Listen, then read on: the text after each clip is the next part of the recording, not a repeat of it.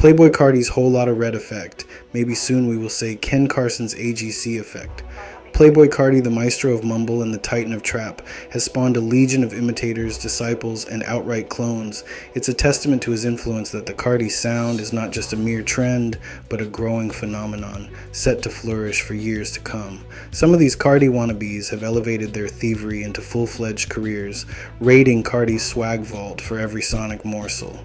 They've snatched his sound, pilfered his beats, and even purloined his swag. But can you blame them like on God can you? He's the GOAT. I mean, soon Yate will surpass him, but Carti's the GOAT. Let's delve into this motley crew of Carti knockoffs and trace the evolution of their sounds, uncovering the peculiarities that draw comparisons to the Carti Colossus. First up, Kochis.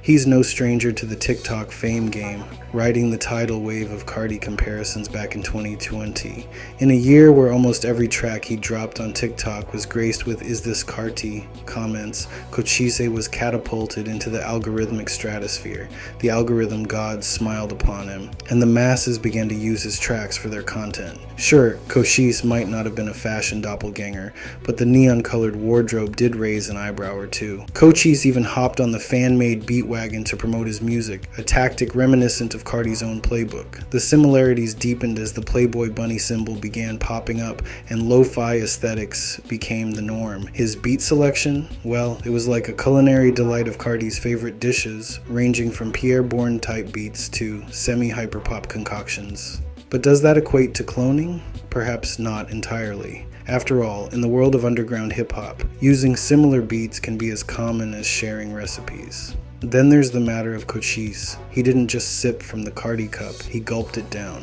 Pieces of Carti's vocals were molded into his own, which stirred the wrath of the Carti fanatics. Listen to Redhead, one of Kochis' early tracks, and you can practically hear the Carti echoes, especially in those ad-libs. Yet, despite the audible evidence, the Carti fans still held a grudge. To them, originality was a myth, and anyone daring to channel their Lord and Savior was deemed a clone.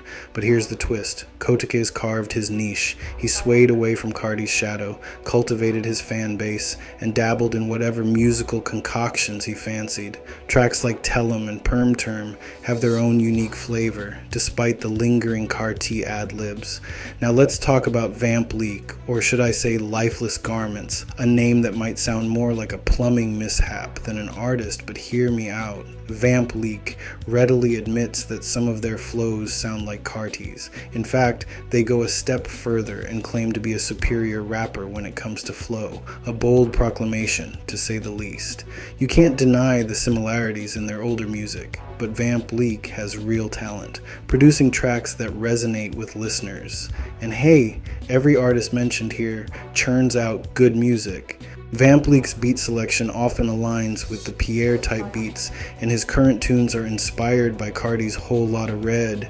Sure, he changed his name to match the Carti aesthetic, but that Carti-esque cadence is unmistakable in tracks like Sansa and Being Crazy. While some might consider him an obvious copycat, Vamp Leak takes his artistry seriously.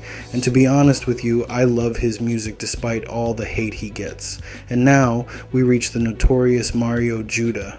Remember him? He made a grand entrance in 2020, but disappeared just as quickly, like a comet across the musical sky. The key to his rise was not Carti related, but when Carti failed to drop Whole Lotta Red as promised in November, Mario Judah was irked, infuriated even. He declared he'd make Whole Lotta Red himself, and to everyone's surprise, he delivered. This audacious act saw him self-producing a whole album, showcasing his influences from Carti's Flatbed Freestyle and various other tracks. The result? An album that, while certainly not Carti's, shared an aesthetic resemblance to the beats on Whole Lotta Red. But this audacious move didn't earn him Carti's favor. In fact, Carti's team denounced the album as trash and threw a barrage of insults at Judah. Carti's fans joined the chorus of discontent, yet Judah left the album up on Spotify, a testament to his determination. Remember that imitation can be the sincerest form of flattery. And perhaps the legacy of Cardi will be a colorful, neon-soaked chapter in the history of hip-hop, with countless stars orbiting his gravitational pull.